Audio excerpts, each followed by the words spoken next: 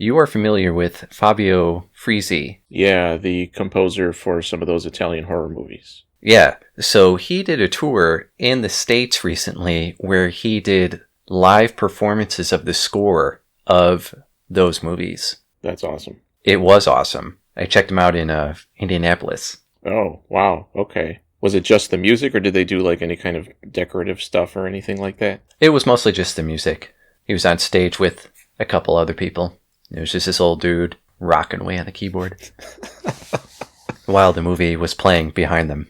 Oh, it was? Okay, that's awesome. So what did you check out this month? Well, last month I had so many movies to talk about that I actually forgot about one, which was The Lost Boys from 1987. Okay, I'm interested to hear your thoughts on this one because this is such a cult movie, but I didn't think it was that good. I agree. So when I tell people that the 80s is my favorite decade in film, they always think of the wrong movies. And I think this is the kind of movie that they probably think of. Yeah. I like the 80s in particular because post Star Wars and Alien, I feel like those were kind of the two big movies that started the push. You got a lot of big, not even just big, but just a lot of sci-fi and horror and fantasy movies with a lot of really cool practical effects. Like, studios were willing to put money behind that. And since those were the big movies that were making money, independent movies were doing the same thing. You know, Roger Corman was churning out tons of stuff like that. That's the kind of stuff that I like from the 80s, especially. But what most people think of is the big mainstream movies with the very broad, dumb humor. Like The Lost Boys.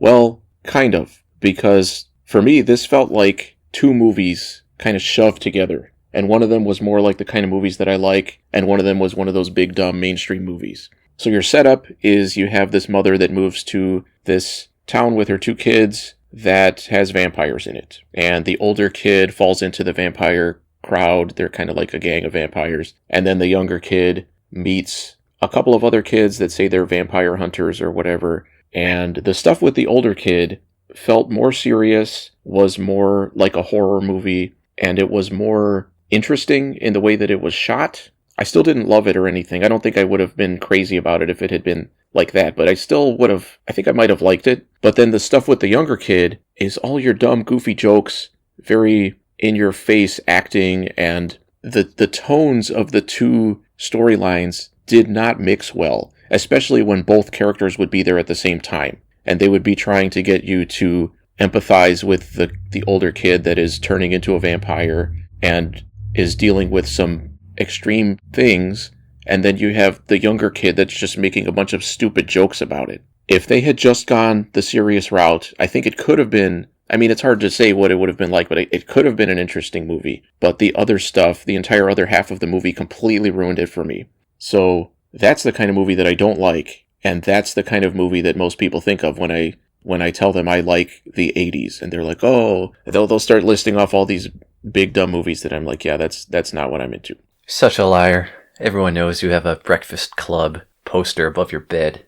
Okay, The Breakfast Club is another movie that I feel like has a good side to it that I really like, and then you have all the dumb, goofy 80s stuff. The cheesiness and the over-the-top kind of mass audience appeal aspects of it are things that I hate. But I like the rest of that movie. If somebody went in and edited out like the dumb dancing sequences, and I don't know, they could have made a good movie out of that. But instead it's shot for the mainstream and it hit it. Okay, sorry, I distracted you by talking about good movies.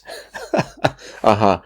I mean, it is the same kind of thing as this, where it could have been a movie that I could have really liked, but instead, in that case, I still like that movie. The things that work in it work for me. The stuff that I don't like, it still really bothers me, but I can look past it. Or usually I forget that it's there. But this movie, it was too much. I ended up not caring for it, and it's definitely not a movie that I could see myself watching again. There were some cool effects in it, but overall, I can't really say it was a disappointment, because it was, I from the kinds of people that talked about liking this movie, and the places where you see it listed on, like, I don't know, movies that people talk about from the 80s, I figured it was going to be one of those types of movies, which is why I haven't seen it until now. So the bigger surprise was that I felt like there could have been a good movie in there. Do you have any other comments about that one? I have a big poster of Kiefer Sutherland above my bed. So a few months ago, we talked about The Food of the Gods, which was a Burt I. Gordon directed movie based on an H.G. Wells story. Right. So I watched another one of those, which was Empire of the Ants from 1977. Still Burt I. Gordon? Still Burt I. Gordon, still H.G. Wells in quotation marks. I did read the story as well, which is also called Empire of the Ants. Giant ants or ants just taking over? Well, the story is pretty short, and it's really, I guess it's a sci-fi story, but it's told like a horror story, where it's just these guys on this boat going down a river in the Amazon, and I think they're investigating, I can't remember, something about some ants. And they come across this other boat where everybody is dead, and there are all these ants. And the ants are bigger than normal, but they're still only like a couple inches long. And some of them are wearing clothing, which was absolutely ridiculous. But some of them are wearing clothing. Okay. And the idea is that there are so many ants that evolution can go faster with them, and they have evolved intelligence. And the story kind of ends with basically the narrator, who's one of the characters, it's a first-person story, talking about how the ants are eventually going to take over the world. So at one point, the ants looked at each other and said, "Oh my God, we're all naked." I mean, I was thinking about that. I assume it's probably for added protection or something, but I don't know. It was unintentionally goofy a little bit. So the movie takes place on an island where toxic waste washes ashore, and these ants get into it and they grow giant. How giant is giant? Pretty big, like bigger than a horse. Okay. And it's Burt I. Gordon, so you have him doing his effects stuff with making things look big and everything by using real ants. Although they do use like puppet prop things that they shove in at people from off screen when it's up close, which didn't look bad. I thought they I mean, you don't see them very well, but I thought that part of it worked. And you have Joan Collins as this woman that owns the island, and she's giving people a tour because she's trying to, I don't remember if she's trying to sell it or she's trying to rent it out or something, but the first part of the movie is just kind of introducing all the different people that are there. It's mostly like character A hitting on character B and getting rebuffed, and then character C hitting on character D and getting rebuffed over and over again. And then eventually they start getting attacked by the ants, and you do get a scene of them on a boat going down a river. And then about 2/3 of the way through, after they've been fighting these ants and stuff, they get rescued and taken off of the island. And it's like, okay, well, it's kind of weird because there's still a third of the movie left. Are they going to go back and try to kill the ants? But the town that they're taken to, everybody is acting kind of weird. And they can tell that there's something up, but they don't know what it is. And it turns out the ants in the movie have also gained some intelligence, at least. It's unclear exactly how it works, but they are using their pheromones to control people and make them refine sugar for them. So there's this big sugar refinery, and the ants are crawling all over the sugar. People have to keep being exposed to these pheromones, so they have them all line up and go into this chamber where this ant sprays them. I think it's supposed to be the queen or something, even though they didn't use a queen ant, but I don't know, they're giant ants. And it sprays them with the pheromones and whatever, so the people have to, the people that are not affected by it, that were rescued from that island, they have to try to fight basically the authorities now, because the police are under the ants' control too. And that's the movie. I liked that kind of twist at the 2/3 point, because it was not expected. The rest of the movie had just been giant ants, and you could have just made that the movie. I thought it was good to throw in something different like that, even if it was kind of ridiculous still. Unfortunately, ants don't ever wear clothes in the movie. It's too bad. I was expecting, a room full of people, and then one giant ant just trying to fit in, wearing clothes. Yeah, I can imagine a character like accidentally bumping into somebody and being like, "Oh, sorry," and then they pan up, and over the top of the sweatshirt is just a giant ant head.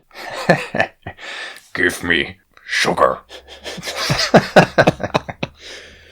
So Food of the Gods was absolutely terrible, but it was still entertaining in a way. Like you get what you want. You get people getting attacked by giant animals and stuff. This movie was definitely better. It still wasn't anything special, but I liked the way, kind of in the middle section when everybody is having to work together, I like movies and stories where people that don't like each other and that don't fit in together have to work together. I don't know, I find that interesting. I like the kind of dynamics you get out of that. Again, it's nothing special. Everything I described is just, that's the movie, that's what you get. But I didn't hate it or anything. I feel like this movie does get a lot of crap online. I didn't think it was that bad. It's definitely not a movie that I'd be like, dude, you got to go check out Empire of the Ants. If you want to see a movie about giant ants, go watch them, because that movie is awesome. This movie is fine. And just like Food of the Gods, the effects vary a lot, of some of them looking pretty good and some of them looking really terrible. And when you're using real ants, obviously you can't control them in any kind of way. And I think part of the problem was that they didn't slow down some of the footage enough, and it just looks like you're looking at a close-up of ants walking over a pile of sugar. But yeah, I didn't hate it. I thought it was all right for what it was. So I wanted to watch the new Planet of the Apes movie that you talked about, and they're all streaming on Hulu. Even the most recent one? Yeah. Wow, what an era we live in. Why would you even go to a movie theater anymore? Yeah, I don't go to a movie theater anymore. Yeah, let me think. When's the last time I went to a theater? I was hoping to go to one in Japan, but I never got the chance because there wasn't one near me.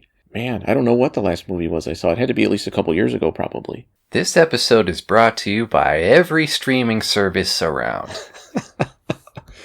So anyway, I said before watching the new one, I should probably rewatch the other new ones because I've only seen them once each. There are 3 of those, right? Yes, 3 before the new one, the newest one. And then I said, I've never seen the Tim Burton one. You've never seen the Tim Burton one? Nope. Wow. But then I said, you know what? I've never seen the last 2 of the original 5 in their entirety. So you watched 7 movies, pretty much. Well, that was the plan, but I ended up kind of spreading it out a little bit. So I watched 2 of them this month, which were Conquest of the Planet of the Apes from 1972 and Battle for the Planet of the Apes from 1973. The ones before that, the first 3, I've seen a ton of times, especially the first one, but I like all 3 of those a lot. But the first time I watched these movies, I watched them all there was like a marathon on Stars, I remember. And I fell asleep partway through Conquest, and I woke up partway through Battle. And I remember thinking neither of them looked that interesting. Well, I mean, the fact that you fell asleep.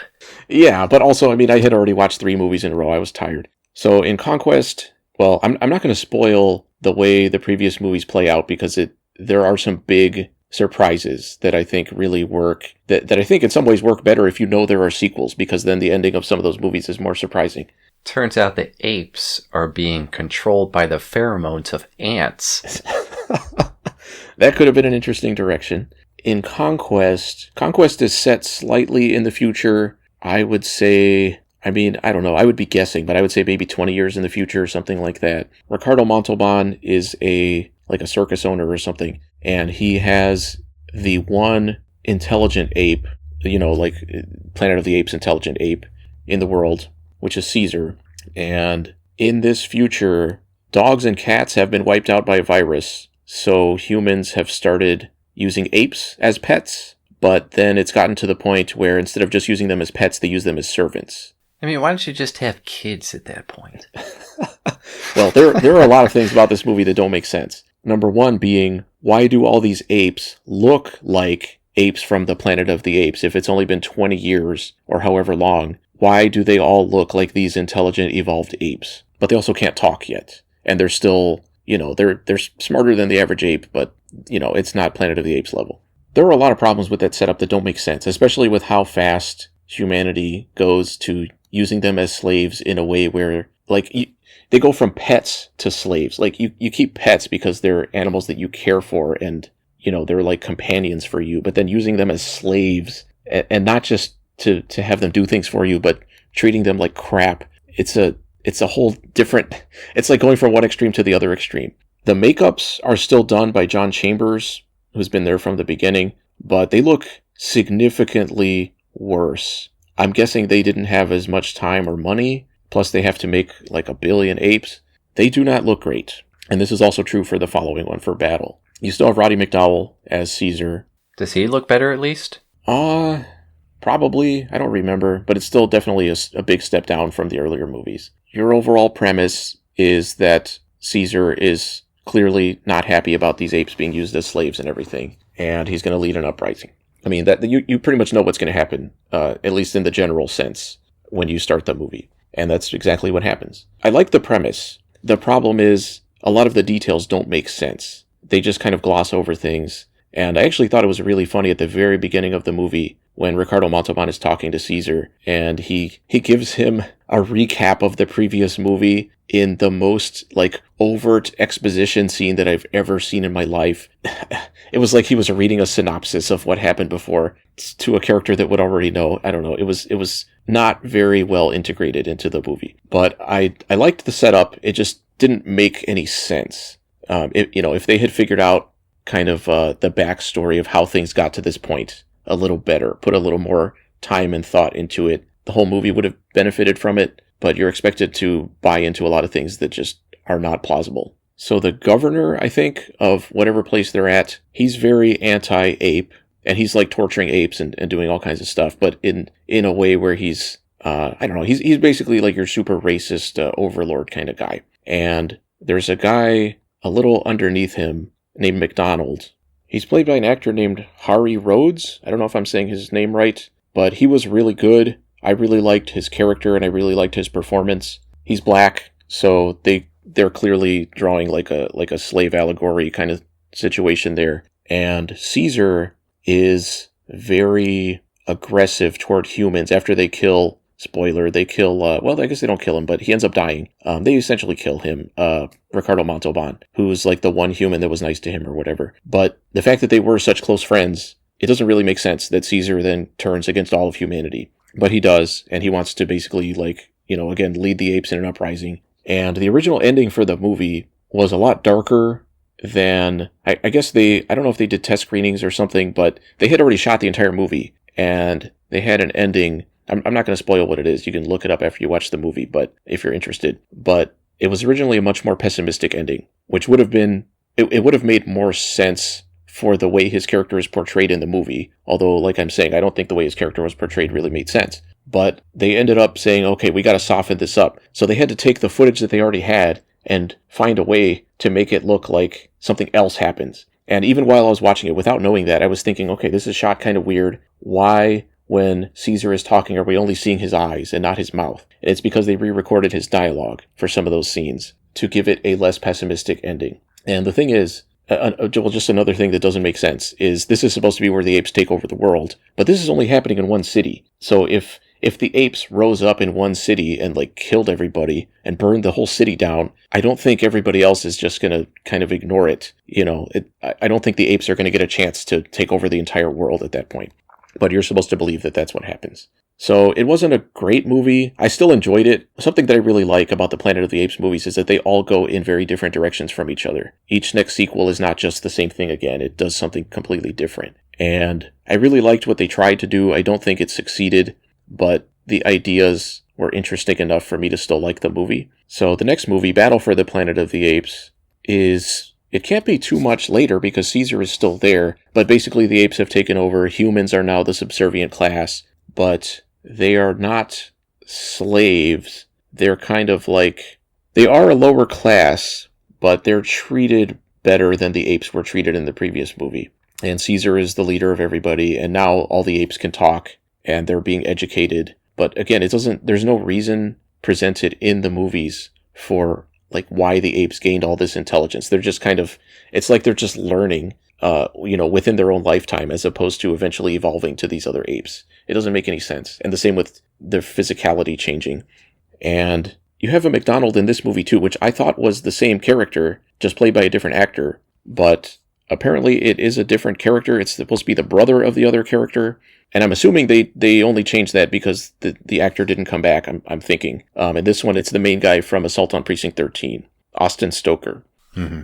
But he's playing the same role in the movie. Like I thought it was supposed to be the same character because they just called him McDonald, which is their last name. So in this one, Caesar wants to head into a destroyed city, like a nuclear destroyed city, to find some tapes of his parents from Escape from the Planet of the Apes. Audio tapes or videotapes? Videotapes. I can't remember why, but he wants to find them. And it's kind of one of those situations that you see in a lot of stories where the character has a very strong attachment to their parents, even though in this case he never actually knew his parents. And I kind of get annoyed by stories like that. But they go into this destroyed city, and it turns out there are humans living there that have survived in the radiation and everything. I think they call them, I don't remember if they call them mutants at this point or not, but it's clear that they're the mutants that end up showing up in Beneath the Planet of the Apes. But they all have like scars and stuff. And basically things get to the point where the humans, those surviving humans, are going to try to kill the apes. And you get this big battle between the two sides. Some of the characters in this one are written super simplistically, including the main bad guy. And this movie and the previous one, especially the previous one, some of those scenes at the end, which should be the most exciting because it's the big action stuff of the ape uprising, they are the most boring because there is no dialogue. It's just people running around and shooting and using flamethrowers and whatever. Like, it sounds like it would be cool, but it's not. It's uninteresting compared to everything else. Partially because of the way it's shot, but mostly because there's no characters that you're following. It's just a bunch of generic action stuff. This one was not bad, but it just felt like a completely pointless movie that was only made to milk the franchise as much as they could at this point. It was a relatively uninteresting story that really was just kind of, I don't know, pushing that timeline a little closer to the first movies. Not great, but I'm at least glad that, again, it went in a different direction from the other ones, but it's clear that they were running out of ideas, and it makes sense that this was the last one they did, although I know there was a TV show after this too. So from there, I put a pause on Planet of the Apes. I'll get back to those in the future. I went back and finished Season 2 of Cat's Eye, which was an anime that I talked about before. Season 2 ran from 1984 to 1985, and again, the premise is you've got these three sisters that are stealing works of art that belonged to their father, who disappeared, and they think they can find clues to his whereabouts in these paintings and statues and stuff. And the middle sister is dating the police detective that is kind of one of the main guys that's trying to catch the thieves. He doesn't know that she's part of that group. It feels like more of the same in a good way. I was afraid there was going to be maybe a difference between the two seasons, but it still feels the same. Still very entertaining, very funny. The main theme is definitely not as good as the theme to the first season, but it's still good, but the theme for the first season was so much better. And I kept waiting for... I'm pretty sure when I talked about the first season, I talked about how they never actually seemed to try to look for the clues in these works of art to find out anything about their father. And I was waiting for something to pop up in this season for them to maybe find him at the end or something. But the season doesn't... The storylines don't really come to an end.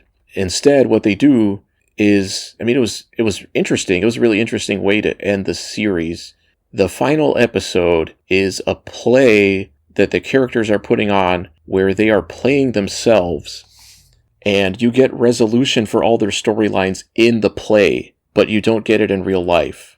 And it's kind of like a weird, like, meta way of closing things off, because, like, the sisters are playing the Cat's Eye thieves, who they actually are, but nobody knows that they actually are them, so nobody knows that they are playing themselves. Well, I guess they are still playing themselves too, because they're playing their civilian selves also. I don't know, it was interesting. And it reminded me a lot of the movie Death Trap that I talked about before, where there's a play that's being written that is also related to what's happening in real life.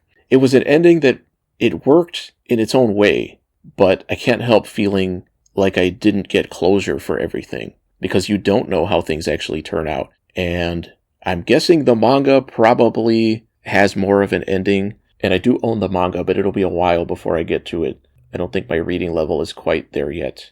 So I did still like the show.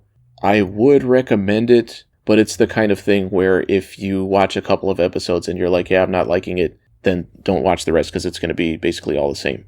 The only real difference between seasons 1 and 2 is in this season, there were a few episodes that would have like a small subplot running across them. Whereas season 1, with the exception of one 2-parter, every episode was a standalone. Like, you could watch almost all of them in any order, with the exception of maybe a couple character introductions. But yeah, it's a very entertaining series. I liked it a lot. I watched Lake Mungo from 2008, which is an Australian horror movie that is presented as a documentary about this family that goes to this lake, and the daughter disappears, and eventually they pull her body up out of the lake, and the family starts experiencing weird seemingly supernatural things. Like, they think they see her in photographs, or they think she might be haunting them or something. Some of the acting in this movie wasn't the best. It wasn't terrible, but certain actors are better than others. Apparently what they did was they didn't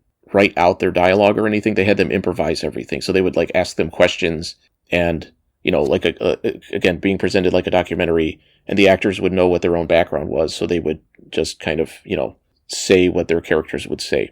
So it was an interesting approach. I thought that the documentariness of it worked for the most part, but as it goes on, there are too many twists where what you think is happening turns out to be something else, or completely new elements are thrown in. There's one twist in particular where things went in a very different direction, and they just kind of glossed over it. It was a very big thing that I would think, if this is really what happened, that would have been like a documentary unto itself. But they just kind of gloss over it and just keep going on to the next thing. So I thought it was a well-made movie, but I didn't particularly care for it. I thought it was fine. I don't know. Some people would probably really like it. I thought it was fine. I watched the anime intro videos to the Daicon sci-fi conventions, I guess, in Japan from 1981 and 1983. How long are those? They're only like 5 to 6 minutes long each. They're both really, really cool. The first one is this little girl being instructed to water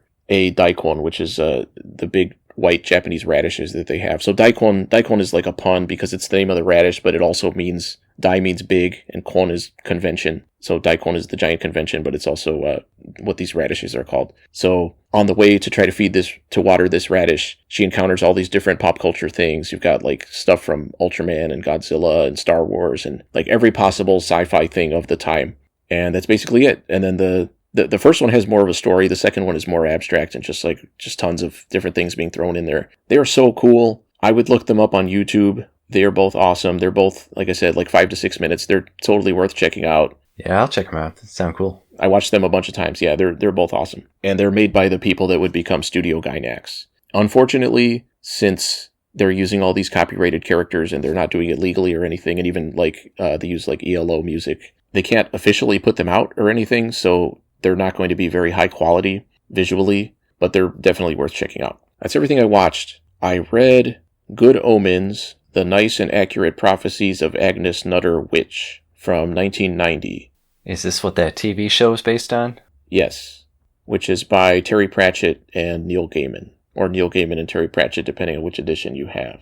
So you have an angel and a demon who have become friends over the millennia, and the apocalypse is approaching, and they decide they don't really want it to happen yet, because they kind of like Earth the way it is. So they decide to get in the way, but it turns out things are already not going the way they're supposed to, because the Antichrist was swapped at birth by an incompetent satanic nun, and now nobody knows what's going on.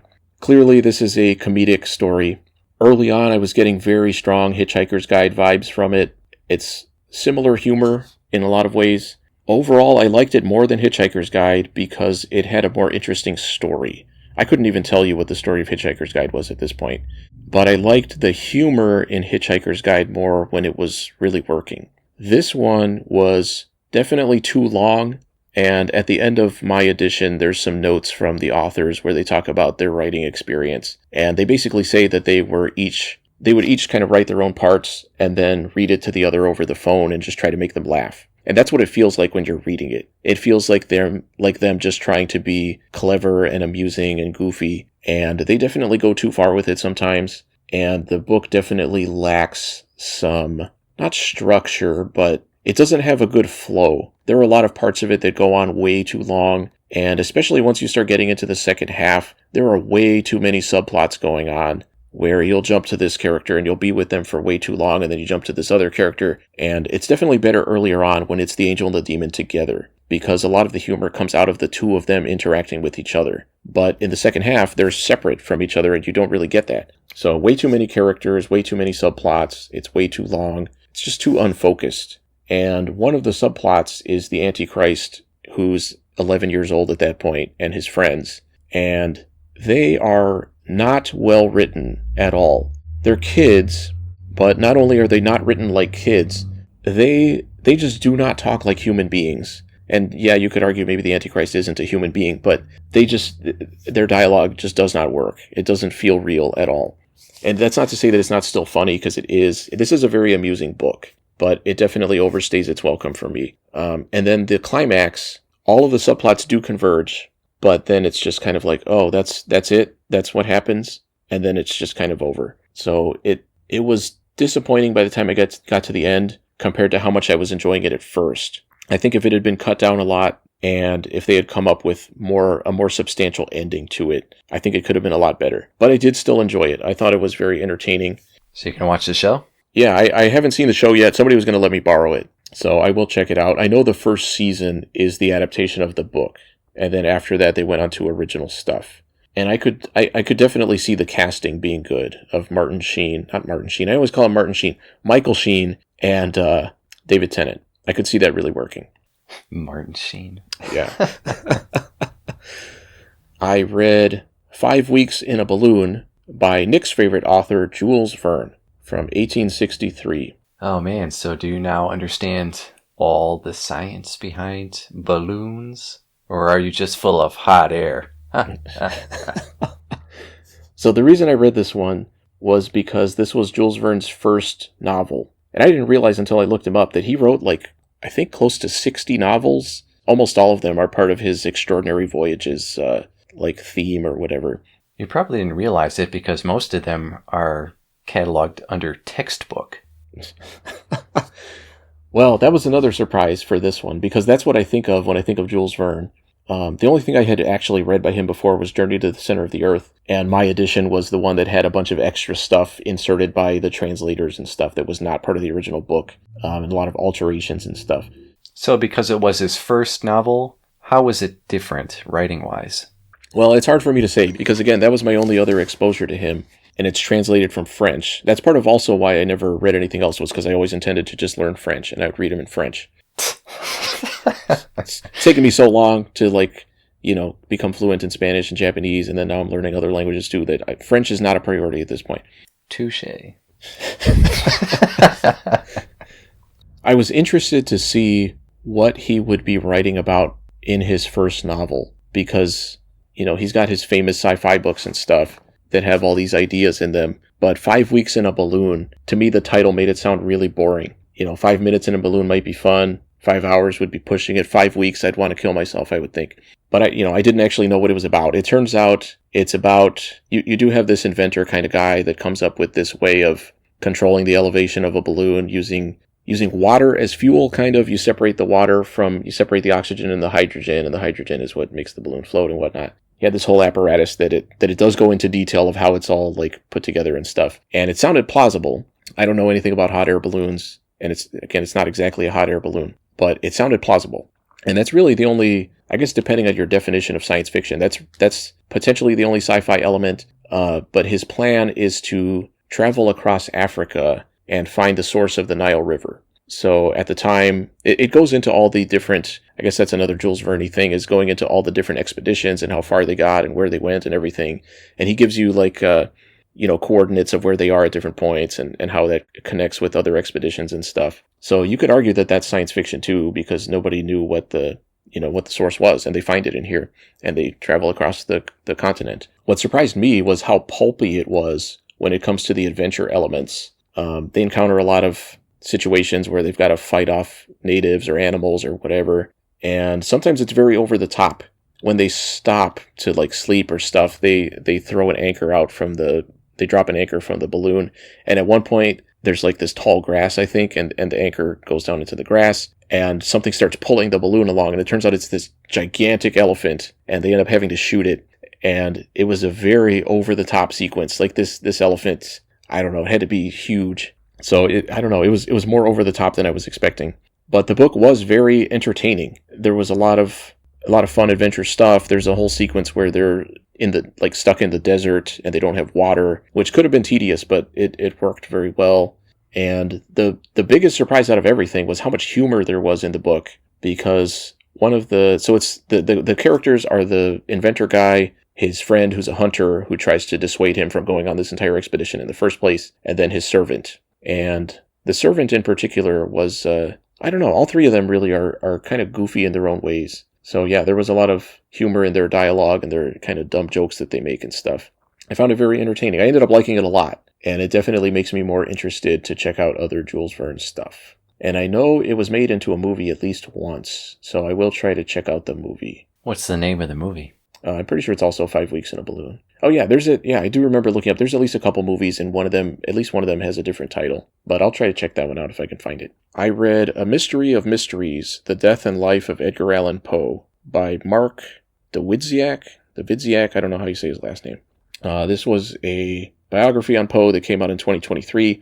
I first talked about this back when I talked about reading a lot of Poe stuff, and it took me this long to finish it just because I had to keep checking it out from the library, and I just didn't have a chance to get to it. So this alternates between being just a straight chronological biography and focusing more on Poe's death. Like the entire thing is kind of centered on his death. So you'll get a chapter that's kind of like Poe's early life, and then you'll get a chapter that's starting a few days before his death, and you keep going back and forth, progressing, farther ahead on each one, which I guess was just the author's way of making it unique among Poe biographies, but really I would have preferred something that was just a straight chronology.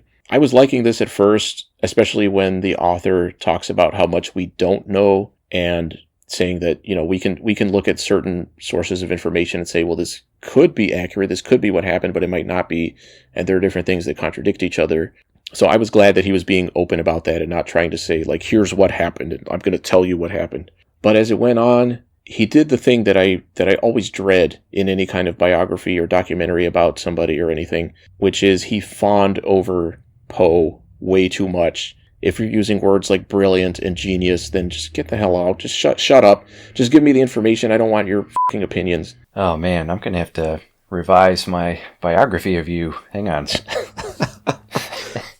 The other thing he did that I was dreading, or I don't know, that I was really hoping would not happen, but he did it, and I talked about this back when I talked about Poe, is Poe's piece, The Philosophy of Composition, which is a satirical comedy piece that is not Poe actually talking about how he wrote his stories, is cited, quoted as Poe actually talking about the way he would write. And it's hard for me to then look at this author and say, okay, this guy knows what he's talking about. If he can read a story like that, or a piece like that, it's not a story, and not see that that you're not supposed to take it seriously. Poe doesn't hide that it's goofy and over the top. That's what it's supposed to be. That's the entire point. It's funny, but this author doesn't seem to get that. He takes it straight. And that makes me wonder how accurate his conclusions about other things are. And again, most of it is information being presented directly, which, I mean, again, if for me a useful biography is going to be just information. I don't want the author's opinions. I don't want his conclusions about things or whatever. I just want him to present the information in a readable way. And this book is readable. He's not a bad writer, but I don't like his approach to certain things like that. And it definitely got a lot worse toward the end. I was into it at first, even if I wasn't a huge fan of the breaking up of the timeline like that. So by the time it was done, it was fine. I don't know. If you want to read about Poe, I would probably say find a different biography personally, but it's definitely not bad. And then I played a little bit of Skyrim, and I got to the point where I said, you know what, I think I'm done with this one. I got out of it what I'm going to get out of it. It was fun. I definitely like it, but I would rather go play something else. So I'm done with Skyrim. I think, well, part of my problem with it was, or what made me lose interest, I guess, and I've talked about why I like Fallout more, where you can kind of put yourself into character more.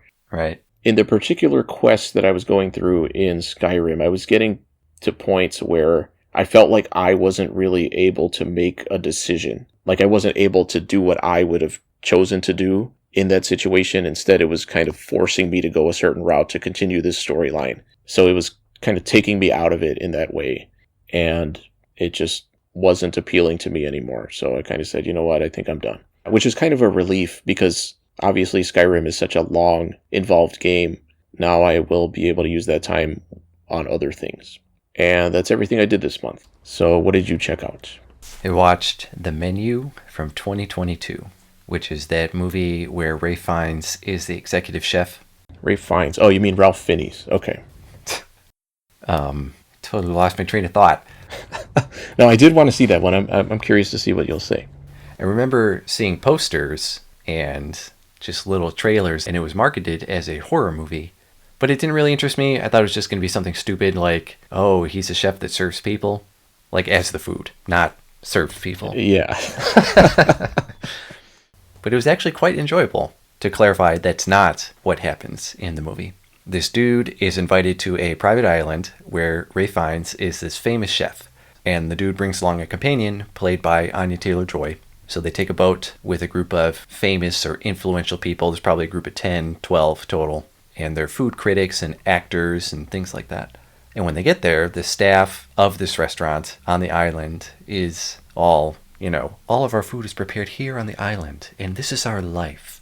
And when they finally sit down to eat, Ray Fiennes shows up, and he prepares these courses for them, but they're super pretentious things, like, this is a bread course, but bread is for the common folk, and you are not common, so there's no bread in the bread course. Shit like that. It was really funny, because the focus is just as much on the presentation and the message that the food brings as the food itself. And it was pretty funny. And as the night goes on, things get more and more uncomfortable. And before every course, Ray Fiennes gives this big speech. And because his guests are so full of themselves, they pass off all the weird and unhinged stuff as, oh, what a showman. And, oh, it's brilliant the way these events completely capture the mood of the food. And everything just gets darker and darker. And the humor is really good. And it turns out that Anya Taylor-Joy wasn't originally supposed to attend. And she has the opportunity to dig a little deeper into the whole evening. And I'm not going to reveal what happens or any of the twists, but it turned out to be something I enjoyed quite a bit. Okay, I'll definitely check it out then. My only criticism is, as the movie goes on, it loses a lot of its believability. But because it was entertaining enough, I didn't mind. I watched Bridge on the River Kwai from 1957, which regularly shows up on the best movies of all time. All those lists. Have you seen this one? I have not. Is that Alec Guinness in that one? Yeah, this is a staunchly English film where Obi-Wan Kenobi is captured by the Japanese during World War II, and the troops under his command are ordered to build a bridge to assist the Japanese supply lines. And it's based on a book, also from the 50s, and isn't actually a historical event, because as we all know, General Kenobi was nowhere near Japan during World War II. Hello there. Strength of character and beliefs is a strong theme throughout the whole thing, as both Obi-Wan and the Japanese officer in charge at the prison camp, Saito, are responsible for their men and following their orders. So Kenobi refuses to allow officers to work because of the Geneva Convention. But Saito says they have to, so the officers stand in the blistering heat all day and are later shoved into a shack, and Obi-Wan is crammed into a metal box all by himself. So the troops who are working on the bridge do a shitty job on purpose, and eventually Saito caves because it's not going to be done on time. And Obi-Wan makes the troops build a decent bridge. But as they're moving forward, he starts to lose sight of why they're all there. And all the while, an American sailor who escaped earlier ends up taking some men back to the camp in secret to blow up the bridge. And it all culminates in this big flashy climax, and it was good. It was a really good movie. It is on those lists of the best movies ever made, but similar to North by Northwest, which I talked about a few months ago, it was a good movie, but I would not put it on my personal all-time favorite movie list. But, horses for courses. That's a British saying. Okay. It fits there. I had to look it up. I'll have to too, because I don't know what that means.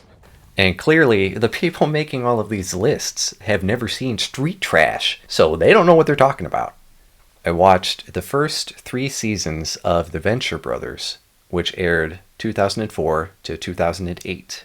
And I have never seen anything from this show before. I just had a peripheral knowledge that it was a Johnny Quest spoof. And in the beginning, it was an oddball and random parody, but as it went on, it got very continuity aware and much more established as its own thing. And that was impressive.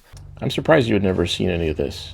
Yeah, little nods all over the place to things that had previously been established in the show's universe, even in flashbacks. And if you weren't aware, it didn't matter either way, but if you were, it was a nice little Easter egg. The characters did a lot of shifting around in terms of their personalities and their motivations, and it got a little more solid near the end of season 3, but up until then, it seemed like the writers were playing around with a lot of it. The humor works for the most part, but it is pretty focused, so if you don't find chunks of it funny, you're not really going to find any of it funny. The voice acting was good, but the implementation was very much at a Hanna-Barbera level, which is ironic considering the inspiration of the show. And by implementation, I mean a few people voicing practically every character. I talked about Super Friends a while back, and it was the same thing. The difference here is that the people voicing characters did not sound the same for every character. They were acting, not just saying, hey, I'm Casey Kasem again. Not that there's anything wrong with Casey Kasem. He just always voices characters with his natural speaking voice. They also started throwing in a lot of unanswered questions and mysteries as time went on, intentionally, I guess to provide a hook to keep watching, but I was going to pretty much keep watching anyway. And I only watched the first 3 seasons because those are the only ones on Netflix right now. That's all I watched. I read Frankenstein, the 1831 version, which was a revised version of the original published in 1818. Apparently there were quite a few alterations. Which one have you read, or have you read both? I think that's probably the one that I read. I think the 1818 wasn't readily available until more recently, so I have picked it up, but I haven't read it yet. I've seen the movie a bunch of times. We even both talked about it. Well, there's a million movies, but yeah, the 1931 one, yeah. But I've never read the source material. And I'm not going to talk about the plot, but I will talk about what I thought about the book. I think Frankenstein is kind of a little bitch. He starts off... No, I'm going to tell you why. I don't know if you agree or not, but we'll see. He starts off good-natured, if a bit entitled. He says so many times stuff like, I knew I was destined for greatness because I was just so awesome. How could I not be? But he's willing to learn and open up to new ideas, which was good, and that eventually results in his creation. But as soon as it wakes up, he's like, damn, this dude is gross. I am out. And then he leaves the country. He completely abandons what is essentially a child and runs off with his fingers in his ears, pretending that none of it happened. He's only forced to confront it once the creature starts killing his immediate family members.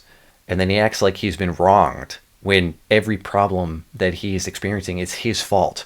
And speaking of family, let's talk about that a little bit. So Victor's dad had a friend, and the friend died. And Victor's dad did the completely obvious thing and said, well, I guess I'll marry your daughter. So that happened. And then Victor came out of that, along with some brothers, and one day they happened upon this poor family with a bunch of kids, and Victor's dad was like, hey, that one girl is way too pretty to be poor. Come be a part of our rich family.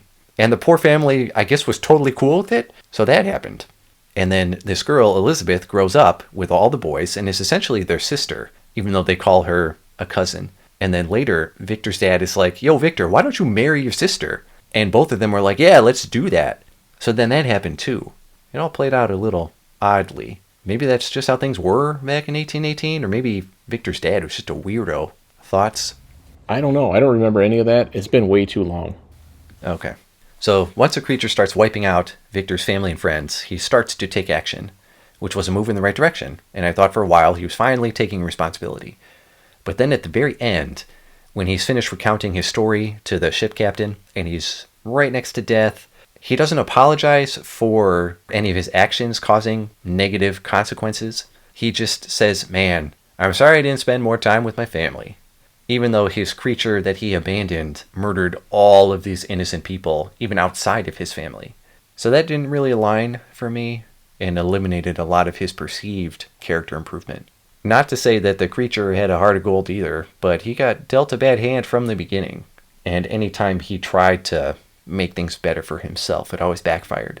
And usually not because of himself, it was just because of the way he looked and people flipped out. And one of the first things the creature did to get revenge on Victor was set up one of the family's servant girls, so the whole village thought she murdered Victor's brother. And the hard evidence they had was this locket, I think, that they found that the kid always had, and they found it on her body. And I thought it was really funny that the thing that solidified her guilt to this entire town was because she acted so confused. They're like, see, she's pretending she doesn't know what happened. That means she must have done it. And then they killed her. Justice. I also thought it was really amusing, the description of the creature waking up. Because in the movies, we always have this huge lab with all this equipment and electricity and the Igors all running around. And there's a huge lightning storm. But in the book, the one chapter ends with Victor saying, yeah, I figured out how to do it. And the beginning of the next chapter is, then he woke up. So it's interesting to see how much of the animation of the creature is pulled from visual adaptations. Well, that makes me think of something that always kind of annoyed me, not about the book itself, but about people citing that book as like an early science fiction novel, because there's no real science in the book. In all the movies and stuff, it's always Dr. Frankenstein.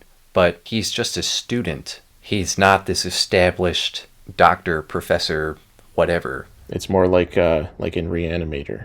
It was definitely a good story. It was very compelling. I enjoyed it a lot. I just don't look at Frankenstein as being a hero or really having any redeemable qualities. But you think that's how how you were supposed to feel? I don't know. That's a good question. I think it depends on, I don't know. I've seen like the Peter Cushing version is just like a huge asshole, like a murderer and a rapist and everything. I don't know. I feel like it depends. I definitely don't think of him like that in general. And the last thing I did took up the entire month. I played Final Fantasy VII Rebirth, which came out in 2024. This is the second part of the full remake of Final Fantasy VII from the PS1. And the first part of the remake was called Remake, and this part was called Rebirth, and who knows what the third part will be called. Retaking more of your money. Probably. And I talked about Remake a few months ago, and I liked it. Rebirth was native to the PS5, and overall I really enjoyed it. A lot of care and effort went into making this a very full game, and I guess due to feedback from the first part, they really went wild with how much content is in here. There is so much content, at times it was overwhelming. I'm honestly surprised I managed to complete the main game within 1 month. I went over 100 hours, whereas in Remake, it was only about 40. And there were good and bad things about having so much here. There was a noticeable chunk of filler, especially near the end of the game. I knew story-wise where the game ended, and I was coming up to it, and I like to clear out an area and do all the side quests in the moment so I don't have to run back later. So everything was complete up to that last chapter or so. But then out of nowhere, the game goes, oh, like 100 more quests have just opened up around the world. And I was like, oh, f***. It's like the developers realized the end of the game would be coming up, but they still had a bunch of ideas that hadn't been implemented yet. And instead of saying, maybe we could stick this into the third part, or this isn't really strong enough, they just kind of shoved it in there anyway. I'd say maybe 15% too much of that type of filler. When you're throwing in beginner feeling chase the rabbit side quests near the end of the game, you're not thinking hard enough. Sounds like this will be a glowing review. Well, that's really the only criticism I have. The rest of it was great. Story-wise, it's already got a great story. That's part of what made the original game so good in the first place. The updated realizations of the locations were phenomenal. And just like Remake, I was very impressed with the visual design and implementation. Also like Remake, this game has a great sense of humor and is able to inject it appropriately with the seriousness of the core story. There were parts where I legit laughed out loud. It definitely felt like this game was an exhale to Remake's inhale. Everything opens up in every sense, which was great. Okay, Mr. Fines, with his pretentious descriptions of things or whatever. I didn't eat the game. I just devoured the content. There are so many locations, and everyone feels unique. There's tons of stuff to do in all of them. Little areas that would normally be a JRPG, walk through, do a little side quest, talk to a couple people, then move on, was instead a spend a ton of time here doing all kinds of shit if you want, which was a good thing. There's a shit ton more materia in Rebirth than in Remake, and materia is the stuff you slot into your weapons and armor to fine-tune abilities and stats for your characters. And there was a materia explosion in this game compared to the first one. Remake felt like it was trying to make you think very strategically, only giving you a couple of things to work with, but Rebirth just kept shoveling it on to the point of having some completely useless materia, which you didn't have to use. But overall, it was a good feeling to be able to really refine your characters the way you wanted to. Felt like Remake was trying to hold back, whereas Rebirth said, you know what, just go crazy. And in Remake, you had access to 4 playable characters. And in Rebirth, that number bumps up to 7, and all of them play really differently, which is really refreshing because your loadouts and your strategies really change depending on who you're using. And aside from how effective specific materia is for each character, they also have a bunch of individual abilities. And that's something about this game I really liked. There were so many systems in place, and you didn't have to utilize or focus on all of them, but when you did, it felt really good. Character-wise, the game does that thing where at certain points you're locked into using specific characters, which I typically despise. But the segments here were small enough that it was okay, and it did make me at least address how to become semi-competent with everybody's playstyle, because they really do play differently. There's so many builds and strategies you can put together, and they all work. But something I hope makes it into the third game is the ability to save not just character parties, but equipment and material loadouts. It was exhausting at some points where you had to keep swapping 25 pieces of materia between characters only to have to swap them back after an hour. Something that was improved, though, over Remake was some materia you could equip on non-controlled characters that would dictate specific actions, because one of my complaints about Remake was if you weren't controlling them, they were effectively useless. And because there's so much content, this game is kind of a completionist's dream or nightmare. Some of the side quests are pretty brutal, and some of them, maybe a few, are just not fun. Or they're fun the first time, but then the game will say, hey, you did it. Now I want you to run all over the place and do the same thing 4 more times, which is annoying. And for a good chunk of the side quests, the rewards are helpful, but not great. And a lot of them ask, how much time are you actually willing to spend to get the highest rank on this little minigame that won't really net you anything that great? And for some of them, I was not willing to put in the amount of effort required. One of the bigger side quests / minigames is the card game, which is excellent. I'm a sucker for good card games built inside other games. And there are a lot of minigames. They're integrated straight into the story most of the time, and it becomes an expected thing. It reminded me a lot of Super Mario RPG, where it adds some nice variety to the core gameplay, and it's fun. And there's a lot of variety to them too. It's not like every minigame feels the same. Some definitely feel pointless, some are way too difficult, but it's much better than the alternative, which would be here's a 100-hour game that feels stale. After you beat the main story, there's a hard mode, which essentially turns into a boss rush because you're not going to sit through all those cutscenes and the story is the same. You're probably just going to skip them and get to the next big fight. I haven't dug around too much in hard mode, but in Remake there were things that were only available there, so I assume the same is true here.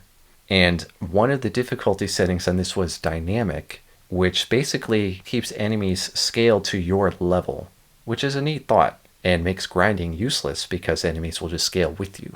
It keeps the difficulty where the developers intended it to be at every point. I don't know how you feel about that. I like that idea, but I feel like it would have to be really well set up for that to work. Yeah. The music was phenomenal. One of the things I didn't really like in Remake was that the source tracks were altered so much that sometimes they lost their original vibe. But in Rebirth, they found a good balance between the original and arranged versions. And because the game was just so huge, there was so much music in it. I think a complete track list would be in the hundreds easily. It was great. It was all really, really good. The whole game was good. But admittedly, there were a couple of times when it dragged, mostly because of that extra filler. And I guess the huge runtime and amount of content is in response to complaints about the lack of those in Remake. But I liked Remake.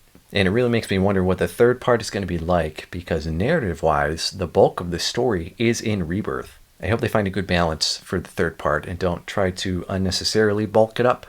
And damn, to have 2 more characters recruited and controllable, that's going to be crazy because their playstyles are going to be different from everyone else's. That's going to be wild. I can confidently say that this is one of the best games I played this year. It has a few flaws, but no game is perfect. The creativity is there, the variety of gameplay is there, the amount of content is great. I really, really enjoyed my time with it. And that's all I did this month. How do you want to finish this? All right, works for me. Thanks for watching.